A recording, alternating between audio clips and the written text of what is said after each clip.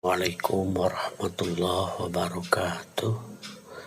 Selamat jumpa lagi anak-anakku. Alhamdulillah hari ini dengan pelajaran PAI di kelas 2 ya. Minggu lalu kita libur 2 hari ya. Hari Selasa dan Rabu jadi tidak ada pelajaran PAI ya. Dan sekarang kita akan meneruskan pembelajaran kita di pelajaran yang ke-6 ya. Namun sebelumnya marilah kita buka dulu pertemuannya dengan ucapan basmalah dan doa belajar. Bismillahirrahmanirrahim. Rabbi zidni ilma warzuqni fahma. Selanjutnya nanti kalian bisa ngisi daftar hadir ya di grup kelas. Anak-anak sekalian, baiklah di pelajaran yang ke-6 ini kita akan belajar tentang tema Ayo berwudu dengan subtema tata cara berwudu. Nah, coba di antara kalian siapa yang tahu apa itu artinya wudu? Ya, wudu itu artinya adalah bersuci dengan air. Ya, atau wudu juga disebut menurut istilah wudu itu juga artinya adalah membersihkan beberapa anggota badan tertentu dengan syarat-syarat tertentu pula. Wudu merupakan salah satu syarat sah sholat. Jadi seseorang yang akan melaksanakan ibadah sholat, maka dia harus berwudu terlebih dahulu. Nah, dengan berwudu, maka kita menjadi suci ya. Oleh karenanya orang yang sholat harus berwudu karena supaya suci ya, badannya supaya suci, bersih dari hadas kecil. Nah, anakku sekalian, di sini ada nyanyian. Nyanyiannya adalah tentang mari berwudu dengan nada lagu Potong Bebek Angsa. Pasti kalian tahu kan? Nah, sekarang kita nyanyikan. Marilah berwudu bersama, melakukan sholat berjamaah. Berwudu itu bersih dan suci. La la la la la la la la la la la. Asik kan lagunya ya? Nah, selanjutnya adalah kita akan belajar tentang tata cara berwudu. Di dalam tata cara berwudu ini ada beberapa ketentuan, diantaranya adalah syarat wudu. Apa saja yang termasuk syarat wudu? Yang pertama adalah beragama Islam. Yang kedua mumayyiz, artinya adalah orang itu sudah dapat membedakan perbuatan benar dan salah. Mumayyiz itu artinya sudah baligh, sudah mengetahui mana yang benar dan mana yang salah. Yang selanjutnya yang ketiga adalah tidak berhadas besar ya. Kalau berhadas besar tidak dengan wudu dibersihkannya, disucikannya, tapi harus dengan mandi wajib ya. Kemudian selanjutnya adalah menggunakan air yang suci dan mensucikan. Wudu itu harus menggunakan air yang suci dan menyucikan, bukan air yang keruh, bukan air yang berwarna, bukan air yang berbau, tapi yang suci dan mensucikan.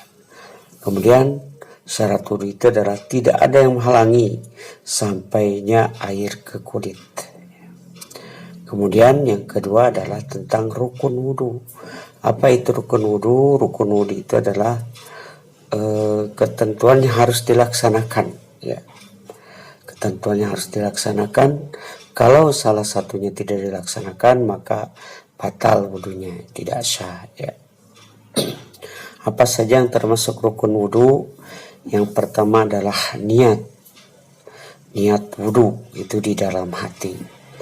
Ucapannya ya, kalau diucapkan tuh nawaitul wudu'a li raf'il hadasil asghari fardolillahi ta'ala, itu kalau diucapkan. Tapi kalau tidak ya tidak apa-apa, di dalam hati saja. ucapannya seperti itu, tapi niat itu adanya di dalam hati ya.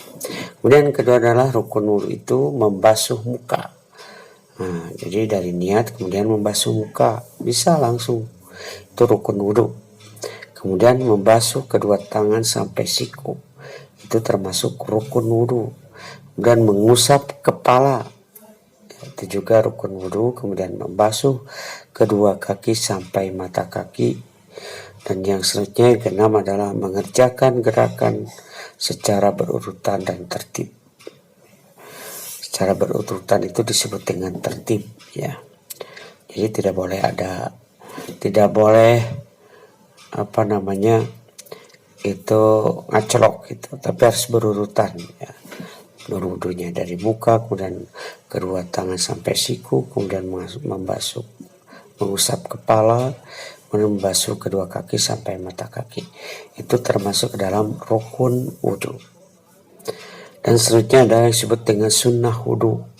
Sunnah wudhu itu adalah ketentuan atau perilaku yang apabila tidak dilaksanakan itu tidak berdosa, tetapi kalau dilaksanakan dia mendapat pahala. Itu sunnah wudhu. Apa saja yang termasuk ke dalam sunnah wudhu? Itu adalah yang pertama membaca basmalah pada permulaan wudhu. Jadi ketika kita mau berwudhu kita baca basmalah dalam hati, maka itu termasuk sunnah wudhu ya.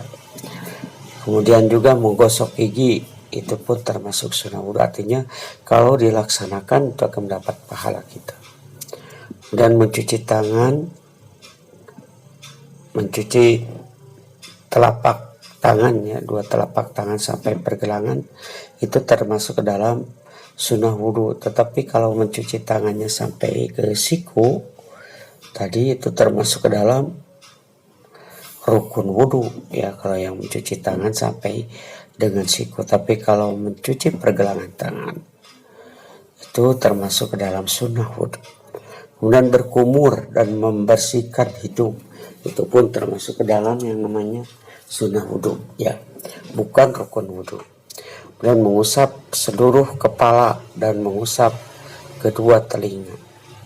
Dari kepala ke telinga itu termasuk sunnah wudhu. Kalau mengusap kepalanya itu termasuk rukun wudhu ya. Kemudian mendahulukan anggota wudhu yang kanan daripada yang kiri, itu sunnahnya. Jadi lebih dulu disunahkan menggunakan yang kanan, membasuh yang kanan dulu baru yang kiri. Kemudian yang ketujuh adalah membaca doa setelah wudhu, dan itu pun termasuk sunnah wudhu. Doa setelah wudhu nanti kita ajarkan ya. Nah, selain yang sunnah wudhu, yang rukun wudhu, dan yang syarat wajib wudhu, juga ada yang tersebut dengan hal-hal yang membatalkan wudhu. Apa saja hal-hal yang membatalkan wudhu? Yang pertama adalah buang angin ya, atau kentut itu ya. Kemudian buang air kecil, buang air besar, menyentuh kubul dengan tangan ya. Itu ada yang mengatakan itu batal wudhunya, ada juga yang mengatakan tidak batal kalau yang ini ya. Kemudian tidur nyenyak, tidurnya sampai nyenyak, sampai tidak sadar, itu dia batal wudhunya ya. Kemudian hilang akal karena mabuk atau gila ya, hilang akal sudah wudhu mabuk, itu termasuk batal wudhunya ya, harus diulangi lagi. Nah, itulah anak-anak sekalian pembelajaran kita tentang tata cara berwudhu. Mudah-mudahan kalian bisa memahaminya, dan selanjutnya Bapak akan berikan tugas kepada kalian ya di grup kelas ini. Terima kasih dan mohon maaf bila ada kesalahannya. Assalamualaikum warahmatullahi wabarakatuh.